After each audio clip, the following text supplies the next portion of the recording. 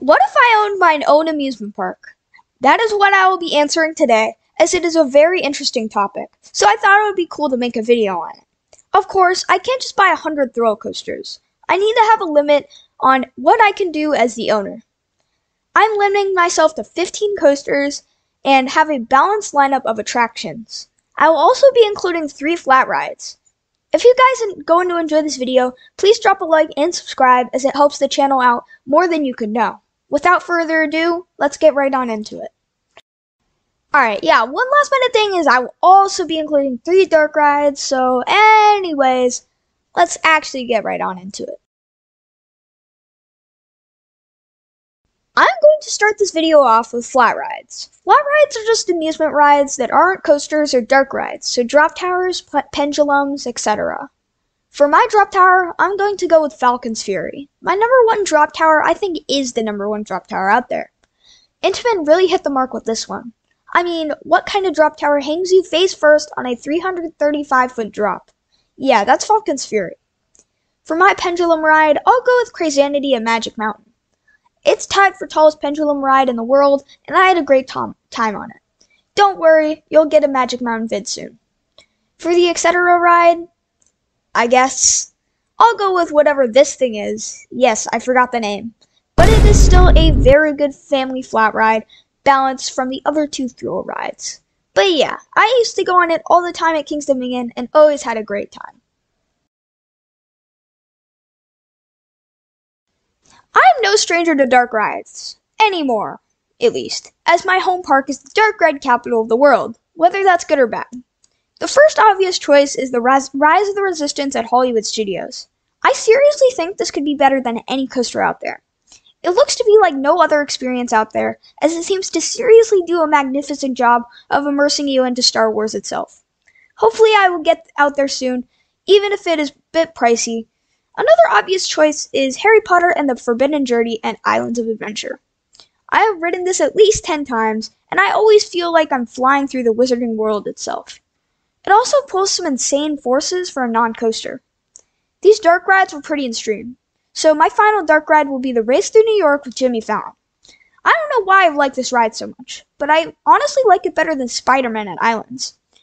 When I get to Universal later in the day, I make it a priority to hit everything at Islands and 2 rides in the main park. Those 2 rides are Rip Ride Rockit and Jimmy Fallon. The best part is that it is good for the whole family, not too intense, but enjoyable enough for enthusiasts like me.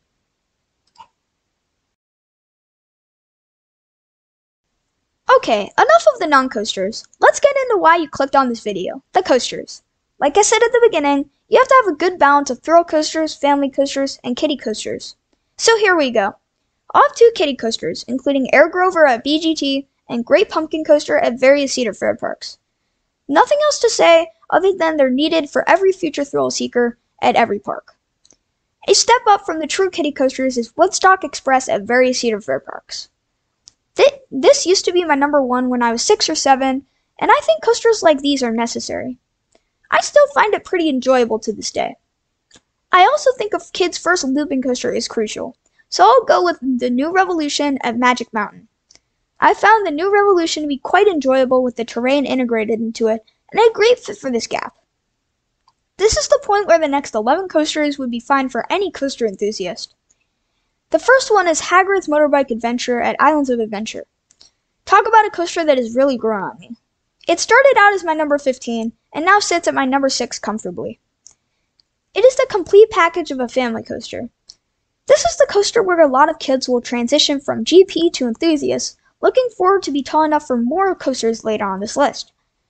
Enough with the family coasters, on to the thrill machines. The next 10 coasters will fill a balance of floater, ejector, laterals, woodies, steel coasters, good drops, terrain coasters, powerful launches, height, inversions not on the track, seat, themes, smooth, intense setting, spinners, and a variety of manufacturers' models. The spinner I will choose is not Time Traveler, but a coaster called Ride to Happiness at Plopsaland, Belgium. All I have to say is Time Traveler on steroids, including more height, more speed, more inversions, more launches, etc. I'm going to do 2 coasters not on the track, and they include Nemesis at Alton Towers and Starry Sky Ripper at World Joyland. If you watched my bucket list coasters video, you would find that these coasters are at number 4 and number 6 respectively. They're both different models and totally different coasters in general. Nemesis is a terrain coaster chock full of snappy elements, while Starry Skyripper is just straight up the most unique coaster on our planet. The next coaster falls into many categories, and it is my number 1, Velocicoaster at Islands of Adventure. It's got launches, theming, inversions, laterals, ejector, and the setting. What can I say? 10 likes for a review. I'll go with 2 coasters for my ejector, Hakuge and Wonder Woman Golden Lasso Coaster. These coasters contrast each other so much, and they're so great that they both deserve a spot. Hakuge is my number 1 bucket list coaster period, and Wonder Woman Golden Lasso is the fastest paced coaster on the planet, over 30 seconds long, and is very pleasing to the eye. For floater, I'll go with Shambhala at PortAventura. It is the world's best B&M hyper, no question, with tons of huge floater hills nothing else can compare to. For pure intensity, I'll go with Echinika at Fuji-Q Highland. It is X2 on steroids that so many enthusiasts adore. Again, look at my bucket list coasters vid. For terrain/woody, I'll go with Lightning Rod in its wooden form. It has a launch, laterals, ejector, and great terrain. If Lightning Rod was at my park, it would be number 1 priority when it comes to setting. The final coaster I'll go with checks off the final 2 categories, height and powerful launch, and that is Top Thrill Dragster, but 40 miles an hour faster and 50 feet taller to break records. Sorry, King Ka, but I bent the rules a little to give Dragster the edge. The reason is the restraints. To sum it all up, my coasters are Air Grover, Great Pumpkin Coaster, Woodstock Express, New Revolution, Hagrid's Motorbike Adventure, Ride to Happiness, Starry Skyripper, Nemesis, Velocicoaster, Hakuge, Wonder Woman Golden Lasso Coaster, Shambhala, Echinika, Lightning Rod, and a buff Top Thrill Dragster. To add on to this, I'll include 2 water rides, including Jurassic Park River Adventure and Infinity Falls at SeaWorld Orlando. Other stuff includes FastPass, layout, and location. For my FastPass type, I'll go with the Six Flags FastPass idea, aka the Flash Pass. I'm doing this because it would fit the park best, as there aren't many levels of thrills. There's only kids, families, and the rest thrill coasters. When I went to Magic Mountain, I felt like the Flash Pass would fit at a park without many levels of thrills. The layout would look like this. Pause the video to take a closer look. My location is Miami, Florida, specifically on the beach. There's no other competition near Miami. I mean, obviously there's Orlando, but that's 4 hours away. Plus, there's really nothing like a beachside theme park other than Cedar Point. Also, it would be a year-round resort. Would you be a pass holder at my theme park? Let me know down in the comments below. Also, let me know if you guys like these types of videos. If you enjoyed this one, please drop a like and subscribe, as we are only 3 subscribers away from 100, and I appreciate each and every one of you. With that said, I will see you guys in the next one. Later.